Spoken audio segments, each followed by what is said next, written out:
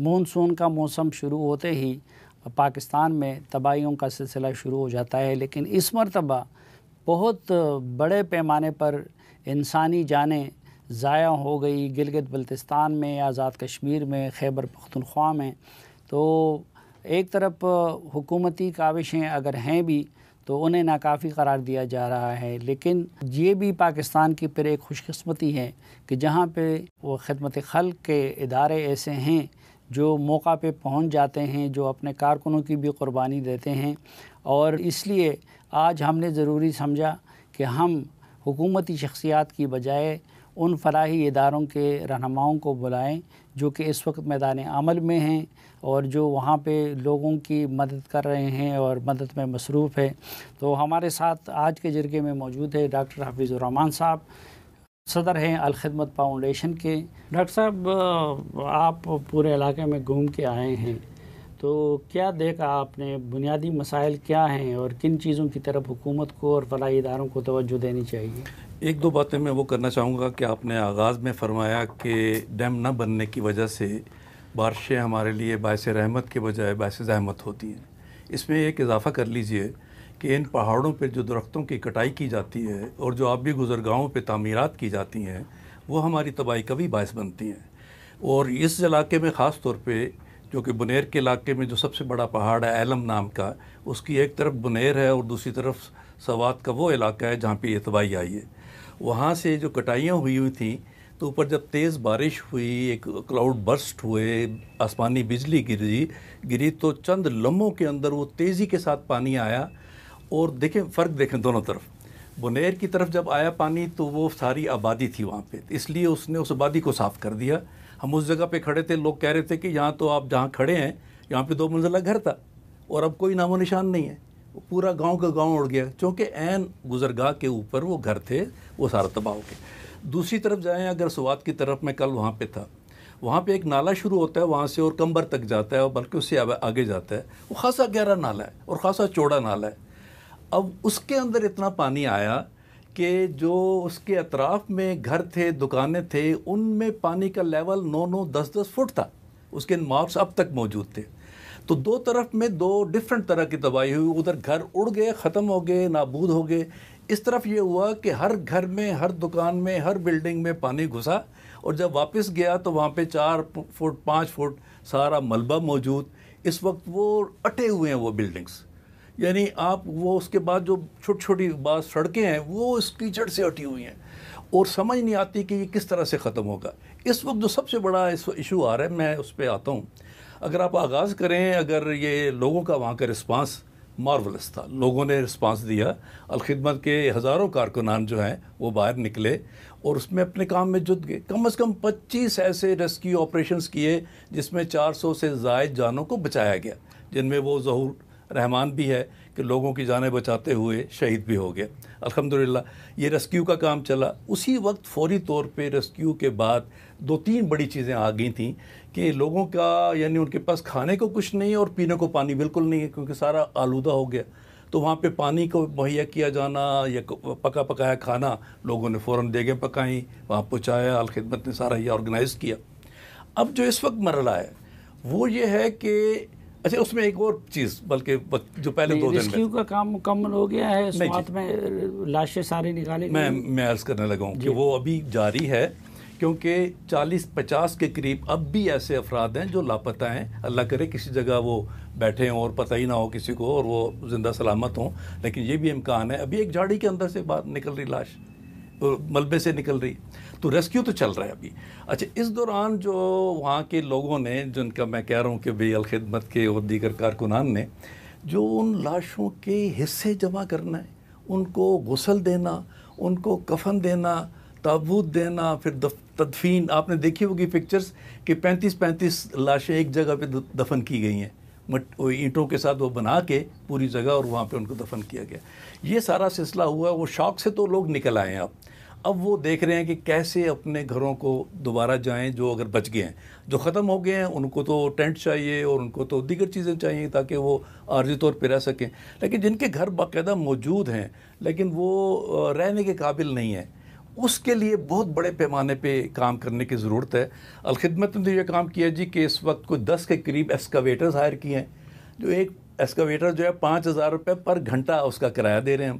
اس کے ساتھ اتنی تعداد میں ہم نے ڈمپرز لیے ہیں, اتنی تعداد میں ہم نے ٹریکٹر لیے جن کے آگے بلیڈ لگے ہوئے ہیں, اور سینکڑوں کی تعداد میں کارکنان ہیں, ان کو ویل بیروز دیے ہیں, بیلچے اور گینتیاں دی ہیں, اور وہ لگے ہوئے ہیں. کل میں سارا دن ان کے ساتھ گزارا ہے الحمدللہ, اور وہ ایک ایسا مارولس کام کر رہے ہیں کہ لوگوں کے گھروں کو صاف کر رہے ہیں, ان کے سامنے جو گلی ہیں ان کو صاف کر رہے ہیں. اس میں کم از کم 2-3 ہفتے لگیں گے. اگر ہزاروں کی تعداد میں کارکنان جس طرح اب لگے ہوئے ہیں وہ تھکے نہیں, لگے رہیں اور مزید لوگ شامل ہوتے رہیں, تو انشاءاللہ 2-3 ہفتوں میں کم از کم وہ جگہیں صاف ہو جائیں گی, پھر خشک ہونا شروع ہوں گی. پھر ان کے اندر کچھ بچا نہیں ہے, ان کے گھروں میں کوئی چیز نہیں ہے, وہ پرووائڈ کرنا ہوگا. الخدمت فاؤنڈیشن سارا سال اس تیاری میں رہتی ہے کہ ڈیزاسٹر اگر کوئی آئے تو اس کو کیسے ہینڈل کیا جائے. 70,000 ہمارے کارکنان ہیں جو رجسٹرڈ ہیں, ان کی ٹریننگ کرتے ہیں, لیول 1 کی, لیول 2 کی, لیول 3 کی. ابھی ریسنٹلی ہم نے آفات جو کہ ادارہ ہے ٹرکی کا, ان سے معاہدہ کیا ہے. اب ان کے ٹرینرز آئیں گے پاکستان میں, ان لوگوں کو ٹرین کریں گے تاکہ ماسٹر ٹرینر ان سے تیار کروا کے ہم پورے ملک کے اندر یہ لوگ. اب اس کا نتیجہ نکلتا ہے کہ ہم آرگنائز وے میں کام کرتے ہیں. ابھی جیسے ریسکیو کی بات میں نے کر لی, گزر گیا وقت.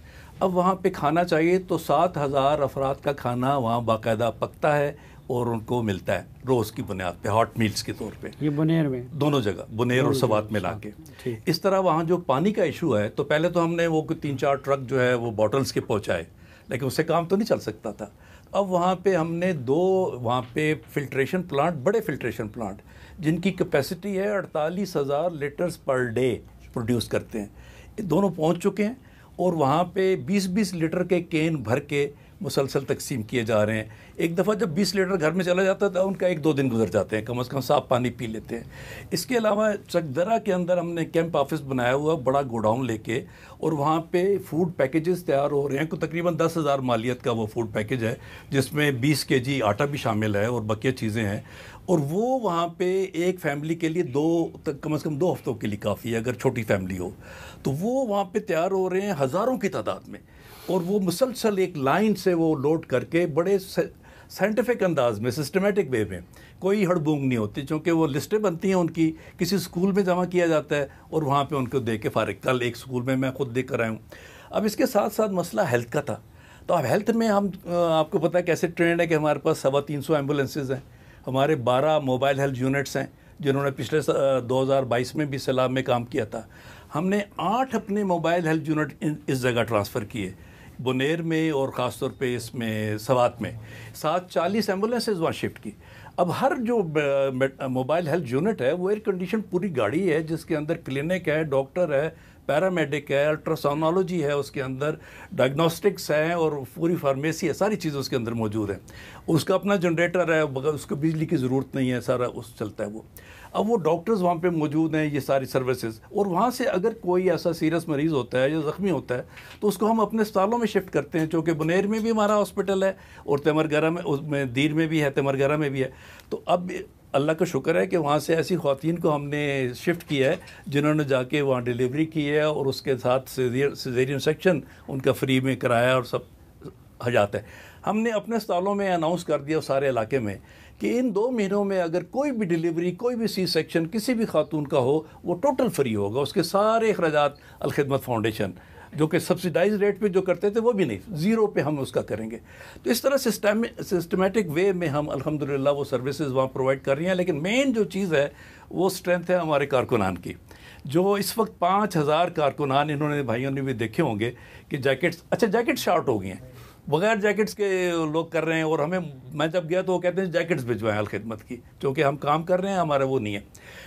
اب وہ جو ہمیں اسپرٹ نظر آیا ہے جس طرح ان بھائیوں کے ساتھ کام کرنے سے, ان سب کے ساتھ, وہ یہ ہوا کہ الحمدللہ, یہ اچھی بات ہے کہ ادھر یہ تفریق ختم ہے کہ یہ NP ہے, یہ جو جی الحمدللہ. یہی میں اگلی بات کرنے جا رہا ہوں جو بہت ہی اچھی یہاں سے بیدار ہو رہی ہے, نکل آ رہی ہے.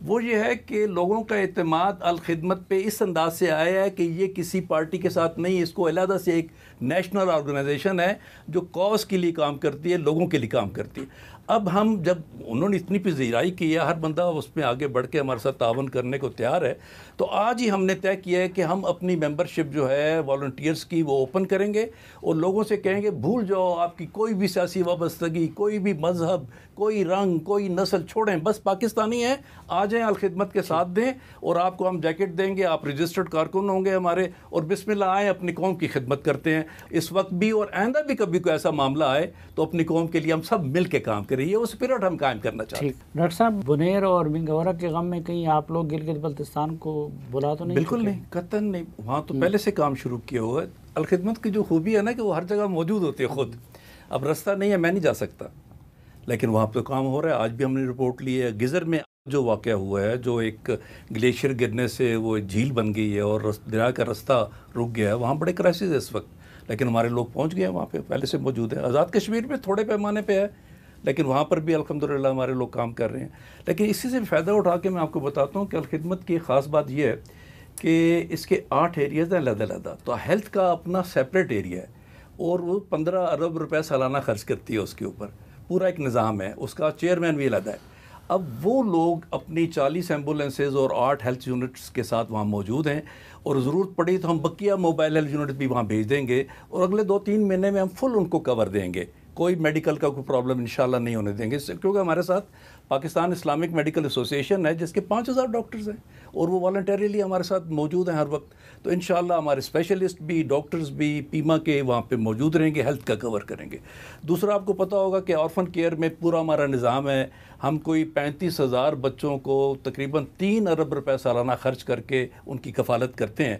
تو میں نے اعلان کیا وہاں پہ کہ بنیر میں، اس میں سوات میں کوئی بھی یتیم اس وقت جو جن کے والدین فوت ہوئے ہیں وہ سب ہم کور کریں گے، سب کو ہم رجسٹرڈ کریں گے، جو بھی مستحق ہے۔ ممکن ہے کچھ بہت امیر ہوں اور وہ نہ چاہیں ایسی امداد لینا، لیکن جو ذرا بھی مستحق ہے اس کے لیے ہمارے پاس فنڈز موجود ہیں، ان کو فوری طور پہ انرول کریں گے اور ان کو کریں گے۔ اور آخر میں گورنمنٹس کو آپ کیا سجیسٹ کریں گے؟ گورنمنٹ کی پرفارمنس کو آپ نے کیسے پایا؟ جی دیکھیں صافی صاحب، پہلی بات ایک تو یہ عرض کروں گا کہ میں ایک نیشنل این جی او اس وقت چلا رہا ہوں، جس کو میں کہتا ہوں کہ یہ واقعی قومی این جی او، لوگ مان رہے ہیں اس کو، اس میں پازیٹیوٹی رکھنا ضروری ہے۔ ہم تعاون کرتے ہیں این ڈی ایم اے کے ساتھ، پی ڈی ایم اے کے ساتھ، ڈسٹرکٹ گورنمنٹ کے ساتھ، صوبائی گورنمنٹ کے ساتھ، سب کے ساتھ تعاون ہوتا ہے اور اس کے ہمیں فوائد بھی ملتے ہیں۔ ابھی جو ہمارا غزہ کا سارا پروجیکٹ چلا ہے، اگر حکومت ہمیں سپورٹ نہ کرتی تو اتنا بڑا کام ہم کیسے کرتے؟ 7-8 ارب روپے کا سامان ہم بیچ چکے ہیں، اس سپورٹ کے ساتھ ہے۔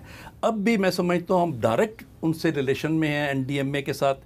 جنرل انعام صاحب ماشاءاللہ آلویز ہیلپ فل ہمارے ساتھ، اور ویسے بھی اگر کہیں کمی بھی نظر آئے تو میں اس پہ خاموشی رکھتا ہوں، فار دا ریزنس کہ ہم پازیٹیوٹی دیکھ کے کام کو آگے بڑھانا چاہتے ہیں، اور میں تو اسی پازیٹیوٹی کے لیے تو پورا اعلان کر رہا ہوں کہ پورے ملک کے نوجوان آئیں، بسم اللہ، پاکستانی ہونے کے ناطے آئیں، اکٹھے ہوں الخدمت کے پلیٹ فارم پہ آئیں، اپنے ملک کے لیے ہم کچھ کام کریں۔ اس لیے جو وہاں پہ ری ایپ کا کام ہے، بڑا کام ہے، جو گھر بنانے ہیں، دکانیں یا ان کا بزنس کا ہے، صافی صاحب وہ تو حکومتوں کے کرنے کا کام ہے۔ ہم انہی نوجوانوں سے انشاءاللہ ایڈوکیسی کریں گے، اپنا ایک پریشر کریٹ کریں گے، بتائیں گے کہ ان جگہوں پہ آپ کی پرائرٹی ہونی چاہیے، ان کو دیجیے۔ لیکن جو کوئی رہ گیا اس سے، کوئی اسمال بزنس والے اگر رہ گئے تو ہم پیچھے نہیں ہٹیں گے، پھر ہم ان کو ہیلپ کریں گے انشاءاللہ۔ بہت شکریہ آپ کا جناب عبدالباسط صاحب، آپ کا ڈاکٹر حفیظ الرحمان صاحب آپ کا، اور ڈاکٹر حیدر صاحب آپ کا، اور آپ بہت عظیم کام کر رہے ہیں۔ اللہ تعالیٰ آپ لوگوں کی ان کوششوں کو اپنی دربار میں قبول کریں، اور باقی پاکستانیوں سے بھی یہ درخواست ہے کہ جو کوئی کچھ بھی نہیں کر سکتا ہے وہ ان بہن بھائیوں کے لیے دعا کریں، کیونکہ یہ جو آفت آئی ہے یہ اپنی نوعیت کی پہلی آفت ہے کہ بہت محدود علاقے میں بڑے پیمانے پہ تباہی ہوئی ہے، اور ابھی تک ریسکیو کا کام جاری ہے، اور ریلیف کا کام تو ظاہری بات ہے اس کے بعد ہی پوری طرح ہو سکے گا۔ تو اس دعا کے ساتھ کہ آپ جہاں بھی رہیں خوش رہیں، اور اس دعا کے ساتھ کہ اللہ تعالیٰ باقی ہم سب کو اس طرح کی آفتوں سے محفوظ رکھیں، جو لوگ اس میں شہادت پا گئے ان کی شہادت کو قبول کریں، اور ان کے پسماندگان کو صبر دے۔ آج کی جگہ سے اجازت چاہتا ہوں، اللہ حافظ۔